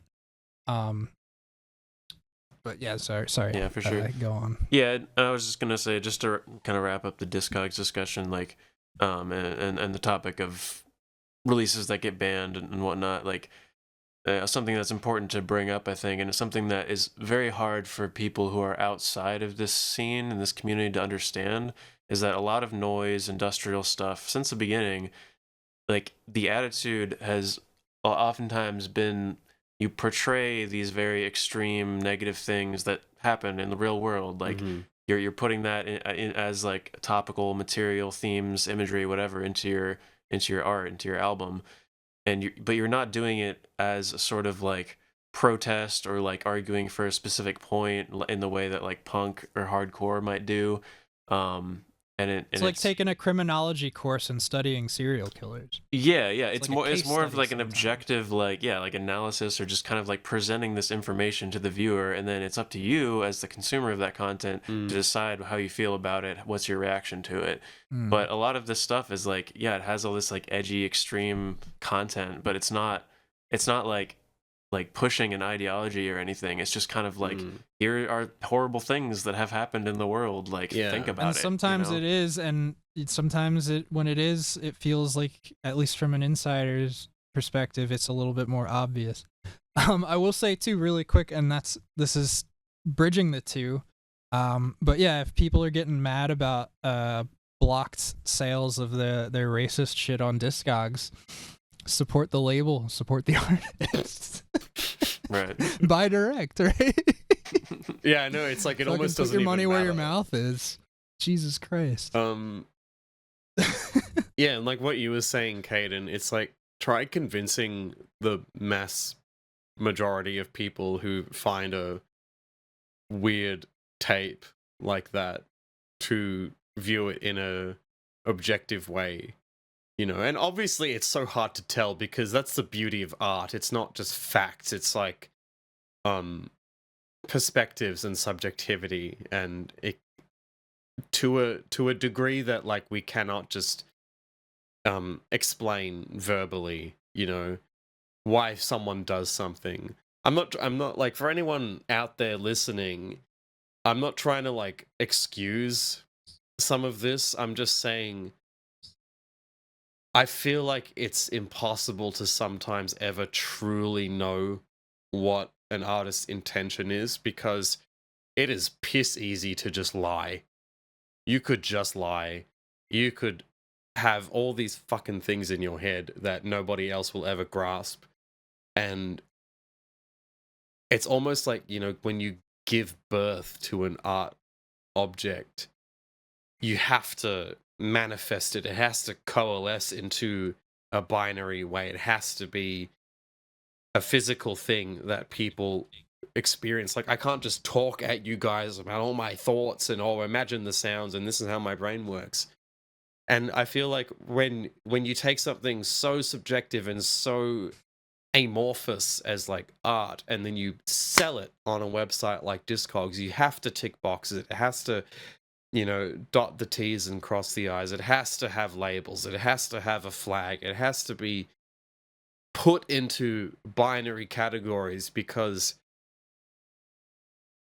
coming up with something so granular to deal with all of those things is impossible. Can you imagine going to Discogs one day and clicking on an album, and there's like a fucking Wikidata list of all of the topics this album covers and like a percentage score of what it talks about? Like, I've been listening to a lot of Deftones recently, and it's like, imagine this track is about sex and it's like 70%, and there's It's just 30%. a Rap Genius page for every fucking... Yeah, like a wiki page, and it's like, can you imagine doing that? And I feel like when we talk about something like blocking a release for sale on Discogs or deleting a comment box on Rate Your Music, it is just part of that like amorphous whatever having to go into a binary system. Someone has to pull the trigger. And whether or not that matters is like, does it really impact people listening to the thing? Does it impact the spread of the music? What goal does this change? Like, what does it change? You know, there's stuff that I've never gone on Discogs and go, oh damn, this thing's blocked, I can't buy it. That's never happened to me because I'm not into the stuff generally that gets blocked. I've never gone on Rate Your Music and gone like, oh, I wish I could comment on this thing, too bad. You know, just open up. It still exists. You can still take it in your own time. You know what I mean? Yeah. So I will say too, it's funny. What just came to mind, something I wish I had screenshotted at the time and made like some sort of image for. But I remember, so Kevin Tompkins from Sutcliffe Jugend, I added him on Facebook a couple of years back, and he posts pretty often. And I remember when Roe v. Wade in the U.S. got overturned, and he had a very heated comment to say about it, like saying like "what the fuck," basically, in support of women's rights. And all I could think, I was like, if I could just show someone that the guy who made the album "When Pornography Is No Longer Enough" says this, that would be like, this is, you know what I mean? Like, I feel like that says so much. Yeah. No, I know exactly what you're talking about, and maybe this is a discussion for another episode, because we are sort of off topic about like the spread of noise. So maybe we could bring it back in a little bit. What about like? Yeah, I think at this point, I mean, do you guys want to kind of transition into showing off the things we wanted to show off? Some examples of just like cool, interesting, unique packaging. Gladly. Yeah, we might have to touch back on some of these topics, I think. I mean, we're planning on continuing doing this for a while, so we can always circle back to ideas. Clearly, we have lots to say. I'm gonna go first, if that's cool with y'all, and I'm gonna start with probably the best packaging of any Noise album ever. And that's this. What the fuck split is that? between I remember between breakdancing Ronald Reagan. Yeah, I've shown like everything I've gotten on YouTube. I remember seeing that one. For people who watch all my videos, if that's anyone, probably already saw this. But yeah, this is a split between breakdancing Ronald Reagan and Cloaca Sisters, and it's a bag. It's got a bag of nacho cheese Doritos, a douche, and I think a packet of hot sauce. And then the tape is just in there. It's just kind of a regular tape, the regular shell, but yeah, it's just packaged with these like very strange, silly items. I'm like flabbergasted.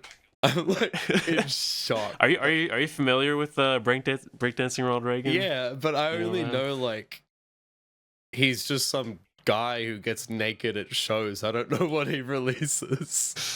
Yeah, I mean, he's always had this like very kind of meme, like comedy oriented approach to Noise, which I think a lot of people like don't take him seriously or just think he's like dumb as hell or whatever. But yeah, I think he's awesome. I think he really embodies like that, like a particular type of noise that just like perfectly, like that just nails it.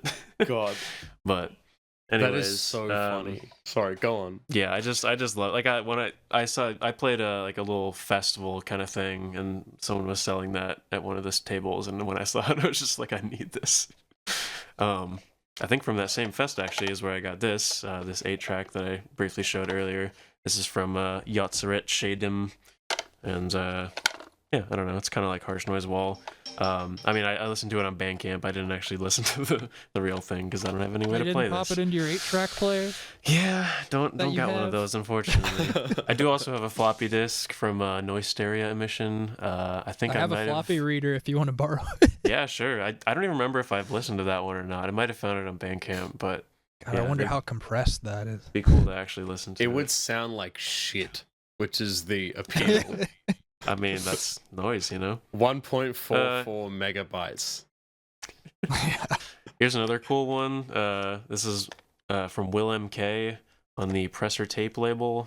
It's just a tape that's like sandwiched between these sick pieces of plastic, and it's like painted with this gold or this like metal paint, and there's these screws going through it. So you gotta basically just like use a screwdriver or just like hand do it, whatever, and like loosen all the screws to take the tape out. Presser tape is a lot of cool packaging like this. But yeah, and then the last one, this isn't like super crazy, but there's like a funny story behind it. This is a tape released on French Market Press. It's Share the Wealth, which is a duo between Luke Hendricks and another guy I'm not as familiar with. Yeah, Alex. Sure. Alex Angel. Yeah. So this is just like a little C10 kind of thing, whatever. I think I got it from Luke at one of the shows that I played with him. But yeah, it's just a little envelope wrapped in like chicken wire, whatever. Cool. And these little end bits are very sharp. And when when I got it, it was more fully like wrapped around, so I had to kind of pry each individual thing off to like free the tape. And I like poked my finger with one of them, and it started bleeding. And so and I think I got some blood on like the back of it, and I realized there's already all these like red marks all over the back. So I'm like, fuck it, I'll just add to it. So like you see some of these other little like marks around that's just like my blood My added God. to it. And I'm just like, this is so cool because I just like Personalized. documented my like this is an album that made me bleed, and here's the evidence. Like, what's more noise than that? The I way fucking that you love said that made me think of like a YouTube clickbait thing. Like, this is the album that made me bleed. This album made me bleed. You should have done that as the thumbnail for that video. Oh man. Just Oh yeah, actually. So as another like quick point, so I actually made a video a few years ago about like noise packaging, themes, aesthetics, that kind of thing. So that very much ties in with what we're talking about here, and I'm gonna link that in the description if anyone wants to check that out. Please go check it out, dear yeah. viewer.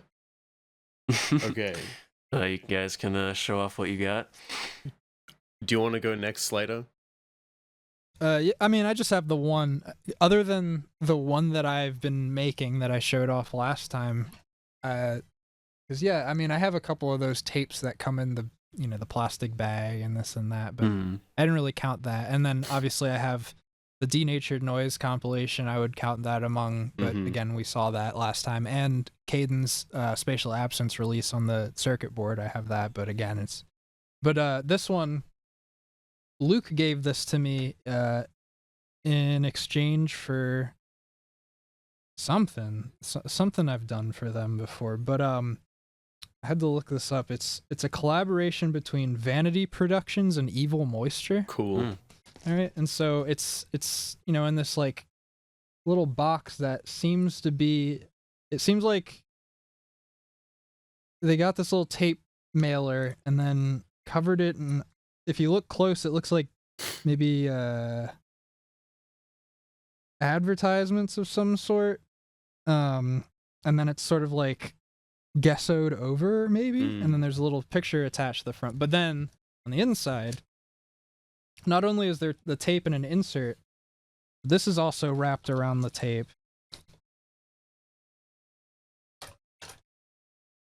Oh wow. Nice. Classic. Dude, I literally have an album that's packaged with panties. Like I have another one that has the same idea. That is And I'm so just now funny. noticing it's like it's cut, so it's just the one side. Oh, you can't Interesting. wear You can't it. actually wear them. Oh. No. But otherwise, you got the tape and you got a little insert. But yeah, that's a funny one. I have not heard this yet, but Half. Yeah, a in pair of that- panties. In that video I just mentioned that I made a few years ago, I showed off that album I have. It's a Purges tape, and it's like this packaged in a little metal box, and the tape's just wrapped around like a pair of panties. Fuck, that's funny. Weird that's a recurring theme in noise. weird, huh? Wonder why. It's almost like the people who make this stuff are like weird obsessive freaks or something. That Weird. was Someone should positive. ask Sam McKinley what he's Yeah, he's well adjusted. He just really has a thing for feet and ballerinas and sharks. Like, don't we all? Yeah. Secret. What you got, Johnny? Okay, I have a few things. The first one is the most normal of them. It is a tape by Skin Graft. And wow, a Norelco case, who would have thought? But the cool thing, and I thought maybe this would be interesting to show in that it's like a very normal, not crazy thing you could do, but it's still really cool. The J card is like super thick screen printed with ink. I don't know what the heck it is, but it's like super textured, just like ultra thick black ink. And I probably can't show the other side on YouTube because it's gore, but it's like a photo of some kind of surgery happening on something. I don't know. But it's like, I have so many tapes, we all have tapes like this in a case like that. And I thought, that's cool. Why not just screen print on a thing like this? I have a couple of tapes from Fusty Cunt, and instead of a J card that they've gotten professionally printed, it's just like a 4x6 photo that they got printed at like Yeah. Walgreens, I guess. Actually, one of the tapes that I was talking about earlier that one of those people dropped off, I didn't mention it, but there's a tape. I listened to it. It's just a drone tape. There's like absolutely no artist or album name on it or anything. But the J card, yeah, it's just like a printed out photo. Yeah, like on the you the look back. on the back and it still says Kodak on the watermark and stuff. On the one I've got, it's got like the file name .jpeg of whatever it was. Okay, the next thing is Sensory Symphonies by Orb. This is a compilation that came out on Urashima. It's in a wooden box and they've got the logo on the back. I guess these aren't like too bizarre, but it's just like a nice way of doing it. And then inside there's like a few individual slipcase sort of CDs. I won't take them all out because it's just gonna all fall and explode. But like the most thing is, it's a metal box and they've like direct printed onto this top thing. I'm getting into work mode a little bit, unfortunately, because I'm thinking I could do that. But anyway. Yeah, The that special label's done a Hiroshima few of those packaging's Yeah. also boxes, cool. right? Yeah. They've done a few like wooden box thing. They've got some crazy one for the Gerogeri Gegege, and it's like 10 tapes of just like sex sounds or something in a wooden box, and I'm like, fuck yeah, dude, go Just Juntaro. lo-fi sex recordings. Is anyone got one of his teeth, by the way? Is that a thing? Teeth. Yeah. Talk about discogs. Go on discogs. There's like a bunch of them listed. Wait, what? Has albums. It's just his teeth. He got a bunch of his teeth removed because he is such a heavy smoker, and that was an album in his mind, is just his tooth in like a little tooth container. They did should not know have about kept that. those on the database, man. Fuck the people. Fuck I'm the pretty man. sure there still are. Pretty sure they're still there. I forgot to mention before, I think Discogs changed a rule once where anti-records can't go on there anymore.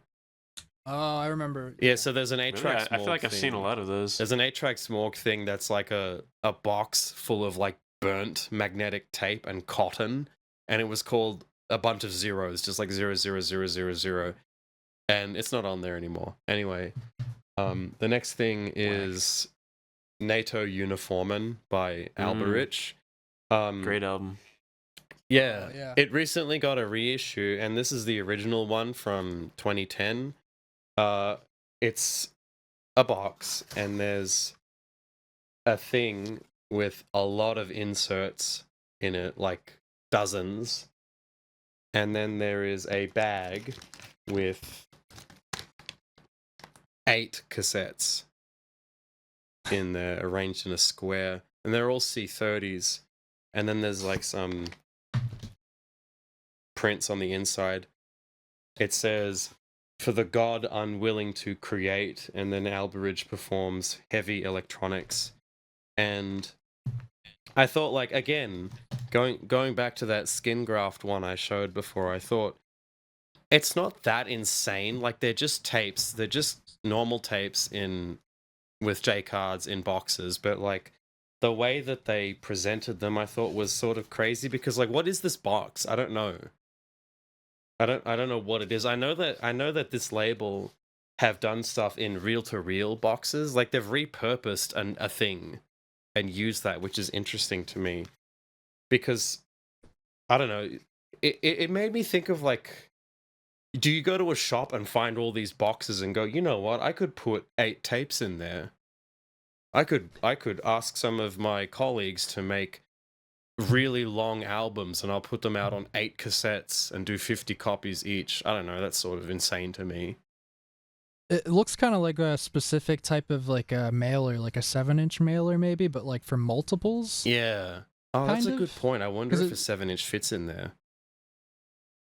It probably does, now that you mention it. Maybe. I mean, The next go measure it, I guess. I could, yeah. The next thing I have is this insane, stupid thing. It's a split. I wanted to show one of like each format of tape, CD, and vinyl. This is I've done the CD and the tape, so we're in the vinyl zone. Never mind, I've got another one. This is a split between Skin Graft and Deterge. It came out on Fusty Cunt, and there's 3 different cover. I'm not taking this out. It's covered in spac filler. I don't know if that's what you guys call it in America, but it's like when there's little holes in a plaster wall. It's just like the little filler bit. There is just a vinyl record in a sleeve in there, and this thing is flaking off everywhere because it's like a decade old, and I'm not taking it out of this sleeve. When I got it delivered at work, my coworker said, "Did you get that from a bricklayer?" And I'm like, "You wouldn't get it, man."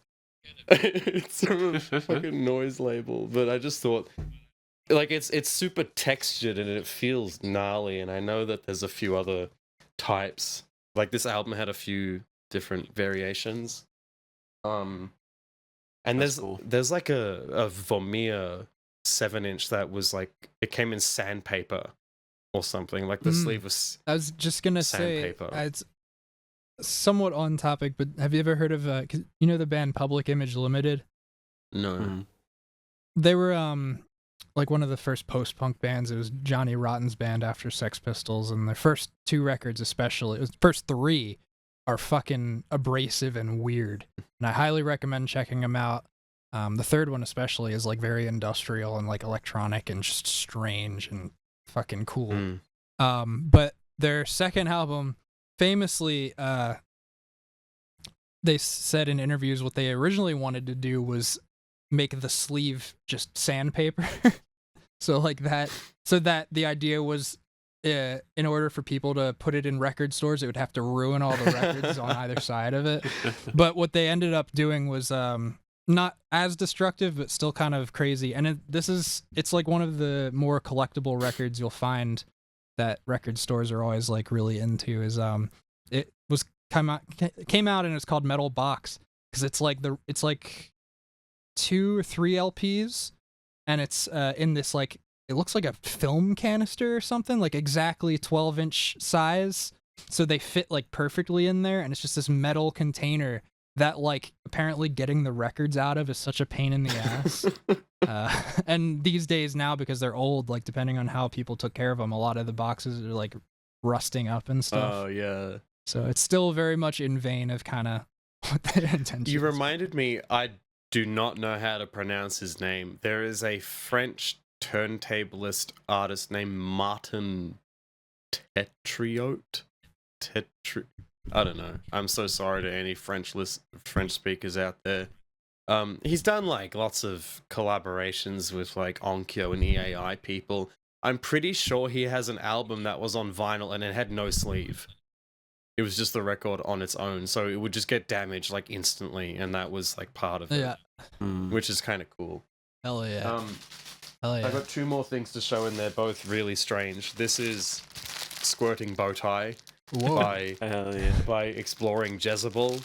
It's an MDF board with a big clown bow tie, because that makes sense. Why not? And it is a perfectly functional clown bow tie. Whoops. It's, I guess you'd wear it like that. And there's I'm the noise joke now. And now there's a tube that you would like feed in through your clothes, and you put water in this bulb and then connect it to the tube, and you go like, check out my bow tie, and you squeeze it, and then it plays a prank. Wear it to a wedding. I've just messed up everything. And once hold on a sec. I think I'm the fool now. And inside all of that, there are 2. Jesus Christ, Olin, bear with me. There's 2 5-inch lathes. Why? I don't know, man. There's like 2 minutes of music on this. Like less. It's like at 45 RPM. There's like nothing on these things. And there's 2 of them, and they're double-sided. And I'm not going to get it out because it is an absolute pain in the ass. But this thing is it's an MDF board. And you can't see it because it's all reflective. It's got like the title and like the track number, the tracks and stuff. And then on the inside, there is a photo of a naked woman wearing a mask because it's exploring Jezebel.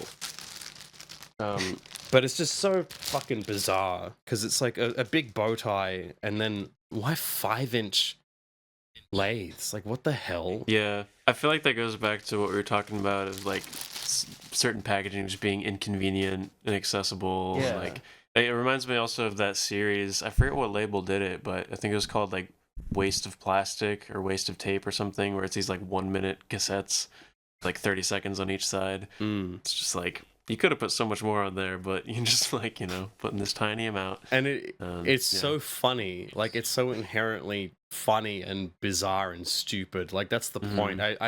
When I got this, I really thought of the compilation on Fusty Cunt called Anhedonia, which comes packaged in a diaper. It's like he just wrote the name Anhedonia on a diaper, and there's a tape in there, and it's like all like depressing, self-deprecating, sort of ironic noise. Anyway, the last thing I have to show is, speaking of chicken wire, is the special edition of Garden of the Mutilated Paratroopers by Prurient.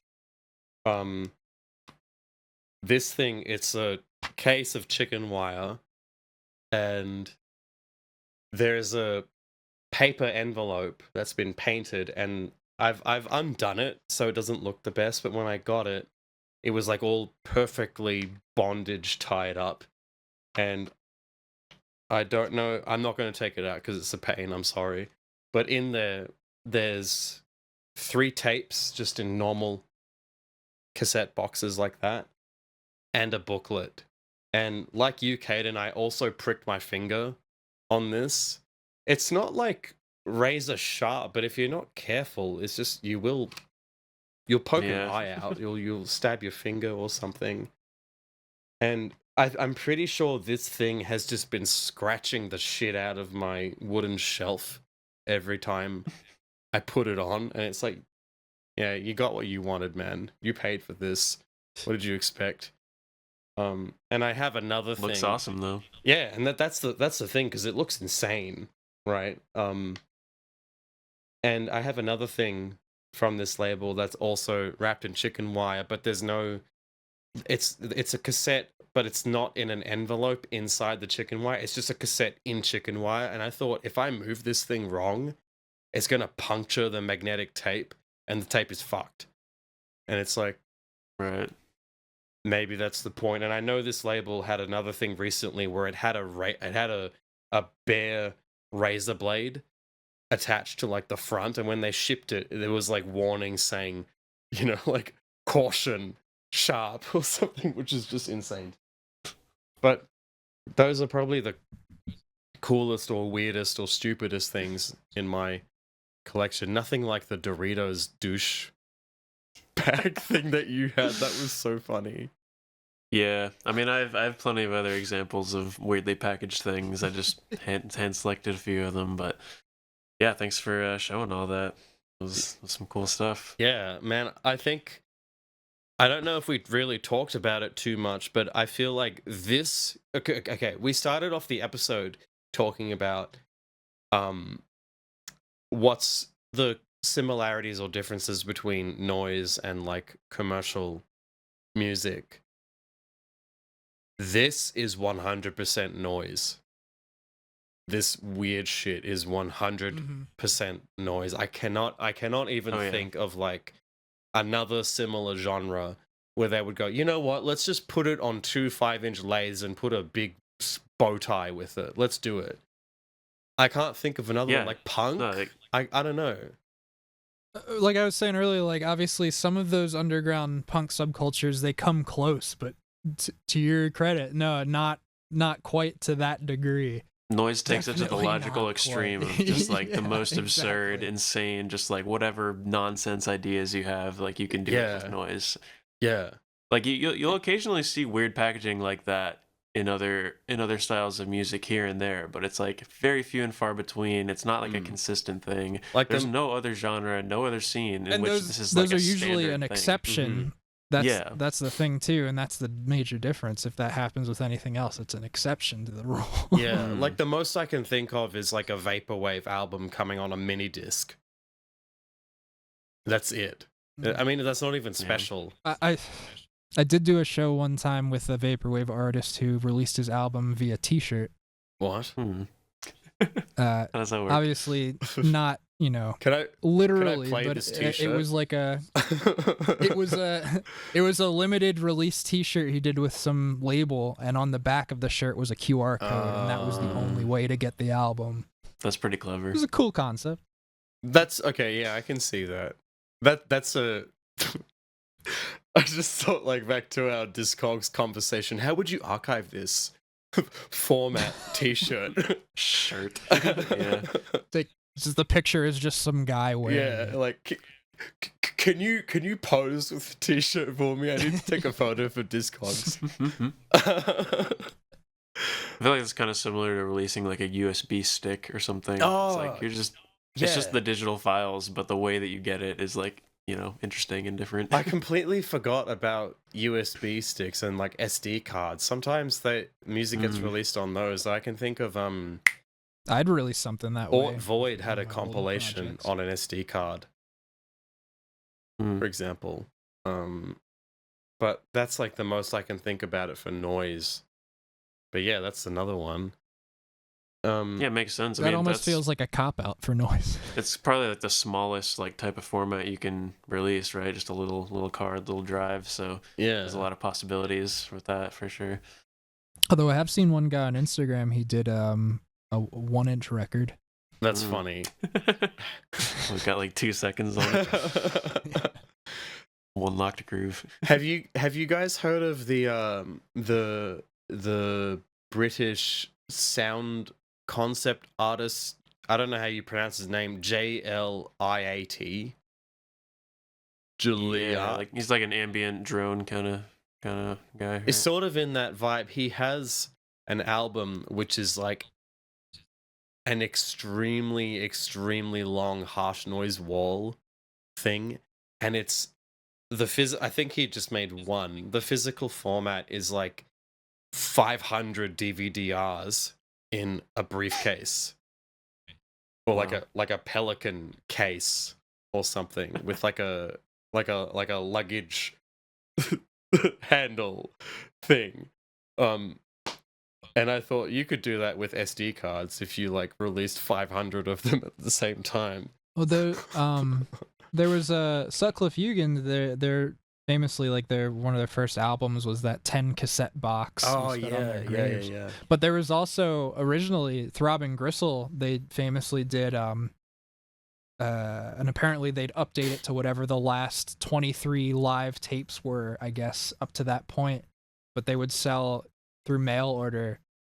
In the 70s, it was like they got these like briefcases, and they'd just have like 23 cassettes in there of all live recordings, and you could just get that. And there's a lot of cool pictures of them on discogs, actually.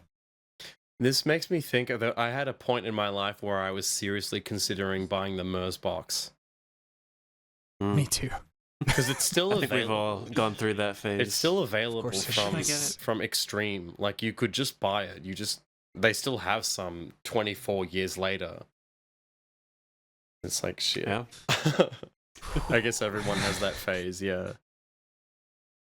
I just want the shirt. Well, I think this is probably a good point to start wrapping things up. This has been a very good discussion, and yeah, I don't know if we've really thought about what we're gonna do for the next one, but I'm sure we'll find some. Probably just continue from here. Honestly, I feel like we didn't even finish some of the things. Yeah, we'll see. We've got lots to talk about, and we can just do a part 2. I'm fine with that.